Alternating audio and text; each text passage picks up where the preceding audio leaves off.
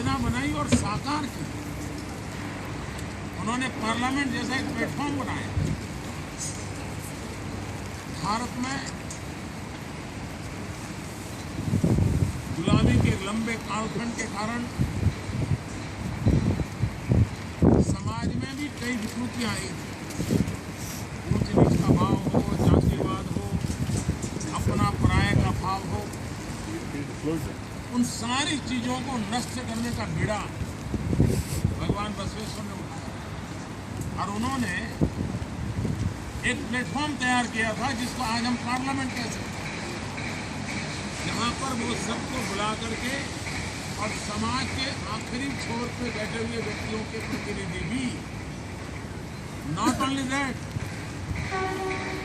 Gender equality के लिए भी वो काम करते थे और महिलाओं को भी एम्पावर करना, डिसीजन मेकिंग प्रोसेस में इन्वॉल्व करना, ये 12th सेंचुरी में भगवान बसवेश्वर ने किया। हम लोग मैग्ना कार्टा के गौरव करते हैं। अभी मैं जब डेविड कैमरन के साथ था, मैग्ना कार्टा की चीजें मुझे दिखा रहे थे, लेकिन भगवान बसवेश्वर उससे भी पहले हुई। और जो बातें हम मैग्ना कार्टा में गर्व से कहते हैं, वे भगवान बसवेश्वर के और बसव पुराण में आज भी वो मौजूद है। जेंडर इक्वेलिटी के लिए उस समय वो वकालत करते हैं। जब डेमोक्रेसी की चर्चा आती है, हम अब्राहम लिंकन को कोट करते हैं।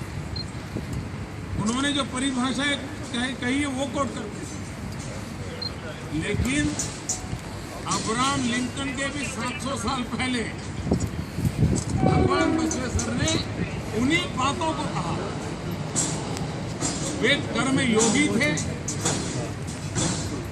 वे कर्म में विश्वास करते थे।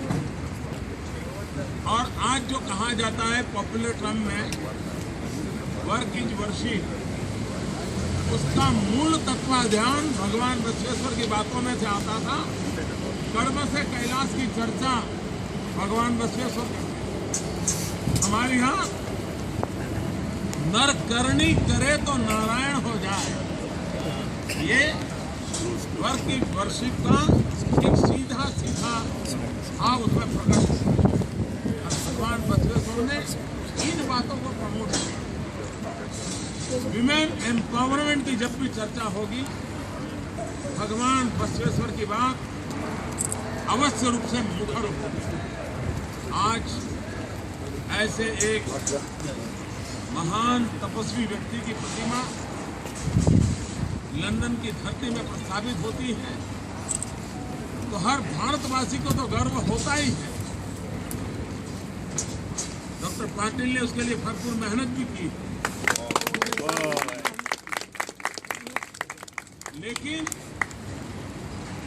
डेमोक्रेटिक वैल्यूज में जिसका विश्वास है, उनके लिए ये हमेशा हमेशा एक प्रेरणा का तीर्थ बन करके रहेगा, ऐसा मुझे विश्वास है। ये विधि की वक्रता है, ये दुर्भाग्य है कि मैं जिस पल भगवान बसवेश्वर, जिसने लोकतांत्रिक मूल्यों की बात कही, जिसको वो जिए और जिसको इंस्टीट्यूशनलाइज किया, ग्रास रूट लेवल पर डेमोक्रेटिक सिस्टम को उन्होंने इंस्टीट्यूशनलाइज किया। ऐसे महापुरुष की जब मैं प्रतिमा का अनावरण कर रहा हूं, उस समय मेरा हृदय कुछ बातों से बड़ा भारी सदमे से भरा हुआ। कल जो पेरिस में हुआ, मानवता पर हमला हुआ, और दुनिया ने मानना पड़ेगा कि हमला पेरिस पर नहीं है, ये हमला फ्रांस के नागरिकों पर नहीं है, ये हमला फ्रांस पर नहीं है, ये हमला मानवता पर है, मानवतावादी विचारों पर है और इसलिए मानवता में विश्वास करने वाली सभी शक्तियों ने इकट्ठे होकर के ऐसी घटनाओं की घोर निंदा करनी होगी और मानवतावादी शक्तियों ने इकट्ठा आकर के मानवता विरोधी शक्तियों को परास्त करने के लिए अपनी जिम्मेवारियां निभानी है।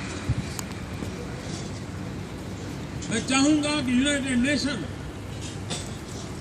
जो 70वीं अपनी वर्षगांठ मना रहा 70th बर्थ एनिवर्सरी, वे अब समय न बिताएं कि जल्द से जल्द यूएन टेररिज्म के डेफिनेशन करें। प्रस्ताव उनके सामने पड़ा हुआ है ताकि पता चले कि कौन आतंकवाद के साथ है, कौन आतंकवाद की मदद करता है, किसकी आतंकवाद के प्रति कृपा है और कौन है जो आतंकवाद के शिकार है, कौन है जो आतंकवाद का विरोध करते हैं, कौन है जो मानवतावाद के लिए अपने आप को खपाने के लिए तैयार है। समय की मांग है कि अब इन घटनाओं से विश्व की मानवतावादी शक्तियां समय बीतने से पहले एक आए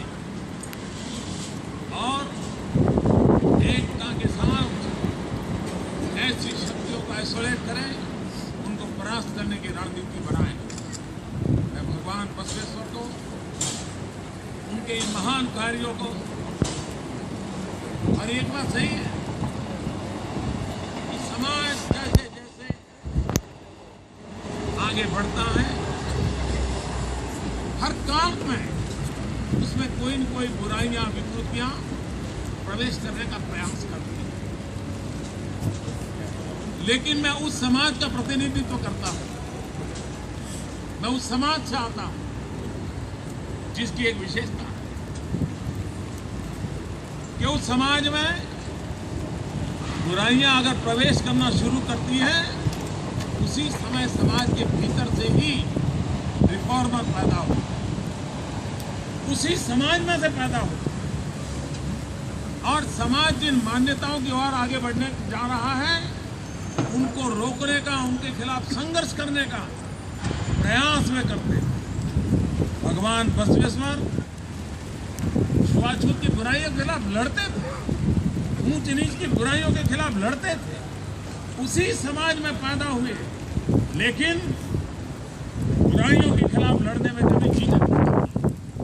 और हम जिस समाज को रिप्रेजेंट करते हैं, हिंदुस्तान की विशेषता है कि हर समय हमने ऐसे रिफॉर्मर को जन्म दिया है जिन्होंने समाज में आती हुई बुराइयों को रोकने के लिए अथाह प्रयास किया और उसका परिणाम देश को अच्छी तरह मिला है।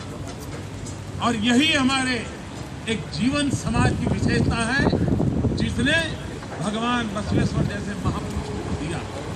मैं आज भगवान बसवेश्वर को कोटि कोटि वंदन करता हूं और उनके आदर्श, उनके विचार विश्व के लोकतांत्रिक मूल्यों में विश्वास करने वाले लोगों को उनकी तरफ आकर्षित करेंगे, उनको समझने का प्रयास करेंगे और विश्व लोकतांत्रिक मूल्यों का महत्व समझेगा। बहुत बहुत धन्यवाद।